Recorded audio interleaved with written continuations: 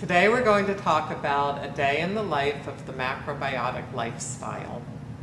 And then I come over here to my favorite part of my bathroom, which is my version of perfumes and body lotions. This whole entire top shelf are all natural oils, natural scented essences, and they're organic, and they're all, you know, they work with aromatherapy. So, you know, you can think about your mood, how you feel, how you want to, who you're going to be around, how you want to smell, and you use these very, very lightly. We don't saturate ourselves with them. We don't want to offend people. We want it to be subtle.